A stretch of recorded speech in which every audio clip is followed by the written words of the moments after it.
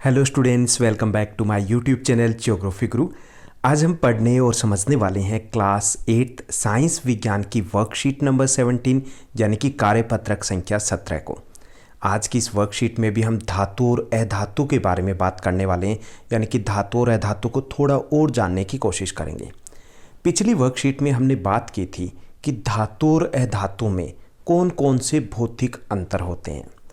आज भी हम इनको कंपैरिजन करने वाले हैं और आज हम पता लगाएंगे कि धातु और अधातु में कौन कौन से रासायनिक अंतर होते हैं।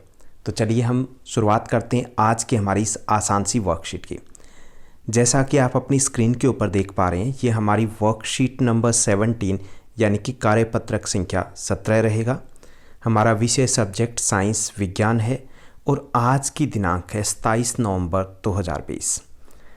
धातु एवं अधातु, इनके भौतिक गुणों के बारे में हम पिछली वर्कशीट में डिस्कस कर चुके हैं और इनकी हमने तुलना भी की थी।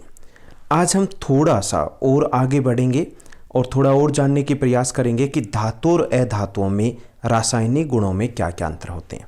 तो चलिए देखते हैं कि कैसे ये एक दूसरे से अलग होते हैं, कौन से गुण हैं जो धातु में होते हैं अधातु में नहीं होते।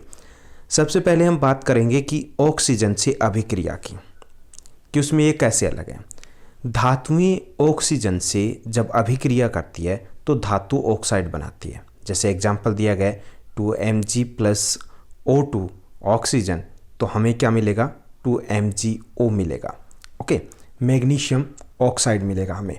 ओके, उसके बाद अधातुओं की बात करें तो ये ऑक्सीजन से अभिक्रिया करके अधातु ऑक्साइड बनाती है। ये बनाते हैं धातु ऑक्साइड, यहाँ पर बनेगा अधातु ऑक्साइड। यहाँ पे जैसे हमें मिला, क्या मिला, सल्फर ऑक्साइड मिला। ओके, उसके बाद ऑक्साइड की प्रकृति की बात करें तो धातु है वो ऑक्साइड की प्रकृति है वो क्षारीय होती है। कैसे पता चलता है कि क्षारीय होती है? कि ये लाल लिटमस है उसको नीला कर देते हैं, जबकि अधातु ऑक्साइड की प्रकृति होती है वो अम्लीय होती है, ये नीले लिटमस को लाल कर देते हैं। तो इससे हमें पता चलता है कि इनकी प्रकृति वो कैसी होती है। धातु की क्षारीय होगी जबकि अधातु की अम्लीय होगी। तीसरा है कि जल से अभिक्रिया, यानी कि H2O से अभिक्रिया करते हैं तो क्या इनमें अंतर होता है कि धातुएं जल से अभिक्रिया कर धातु हाइड्रोक्साइड और हाइड्रोजन गैस बनाती है जब धातुएं जल के संपर्क में आती है, जबकि अधातुएं जल से कोई भी अभिक्रिया नहीं करती है। ऐसी अम्ल से अभिक्रिया की बात करें तो धातुएं अम्ल से अभिक्रिया करके लवण और हाइड्रोजन गैस बनाती है, और जो पोप की ध्वनि के साथ चलती है, कौन सी गैस चलती है पोप की ध्वनि के साथ? Hydrogen gas. जैसे यहाँ पे एग्जांपल दिया गया है कि धातु प्लस अम्ल अगर होगा तो क्या बनेगा, लवण प्लस हाइड्रोजन गैस मिलेगी, यानी कि 2Na+2HCl से हमें क्या मिलेगा 2NaHCl+H2, यानी कि हमें लवण मिलेगा प्लस में हाइड्रोजन गैस भी निकलेगी। जबकि अधातुएं वो अम्ल से अभिक्रिया नहीं करती है। उसके बाद नेक्स्ट है कि क्षार से अभिक्रिया कैसे करती है धातु और अधातु। क्षारों से अभिक्रिया की अगर बात करें तो कुछ धातु है वो क्षार से अभिक्रिया करके लवण और हाइड्रोजन गैस बनाती है, यानी कि धातु प्लस क्षार होगा तो हमें क्या मिलेगा, लवण प्लस हाइड्रोजन गैस मिलेगी। जबकि जो अधातुएं होती है उनकी क्षार से अभिक्रिया काफ़ी जटिल होती है। तो ये थे इनके रासायनिक गुणों में क्या क्या अंतर होते हैं, कैसे ये दोनों धातुएं और अधातुएं एक दूसरे से अलग होते हैं। अब एक और चीज़ समझना है कि धातु में विस्थापन अभिक्रिया क्या होती है, जिसके बारे में हम पहले भी पढ़ चुके हैं कि जब किसी अधिक अभिक्रियाशील धातु को कम अभिक्रियाशील धातु के साथ जल विलयन में रखा जाए। मान लीजिए कि एक तो अधिक अभिक्रियाशील धातु है और एक है कम अभिक्रियाशील धातु, और उनको रख दिया हमने जल के विलयन में, जल के घोल में, तब अधिक अभिक्रियाशील धातु है वो कम जो अभिक्रियाशील धातु है उसके जल विलयन में, यानी उसको विस्थापित कर देगी। यानी कि किसके गुण दिखाई देंगे हमें, अधिक अभिक्रियाशील के।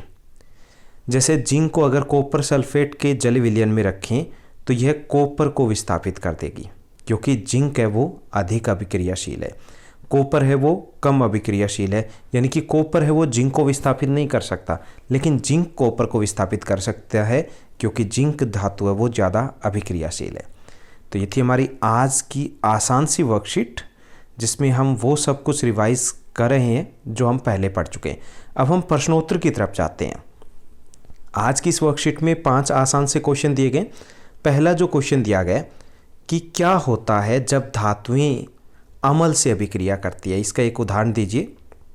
तो धातुएं अम्ल से अभिक्रिया करके लवण तथा हाइड्रोजन गैस बनाती है, जैसे कि 2Na + 2HCl we will get 2NaCl + H2 हमें मिलेगा। ओके, उसके बाद सेकंड क्वेश्चन है, आप यह कैसे जांचेंगे कि धातु के ऑक्साइड की प्रकृति क्षारीय होती है।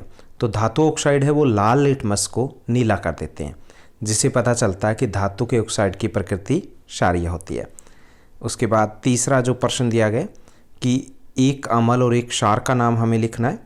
तो अम्ल का नाम नाइट्रिक एसिड हम लिख सकते हैं और एक क्षार का नाम कास्टिक सोडा लेंगे। उसके बाद चौथा जो प्रश्न दिया गया कि रासायनिक गुणों के आधार पर धातु एवं अधातु में अंतर स्पष्ट कीजिए। तो ये हमने ऊपर डिस्कस किया है, पूरी वर्कशीट में यही डिस्कस किया, तो आप वहाँ से कोई 4 अंतर बता सकते हो। उसके बाद फिफ्थ क्वेश्चन दिया गया, 5वां क्वेश्चन है कि कौन सी गैस पोप ध्वनि के साथ चलती है। तो हाइड्रोजन गैस है जो पोप की ध्वनि के साथ चलती है। आज की इस वर्कशीट में बस इतना ही। Thank you, bye bye, have a nice day.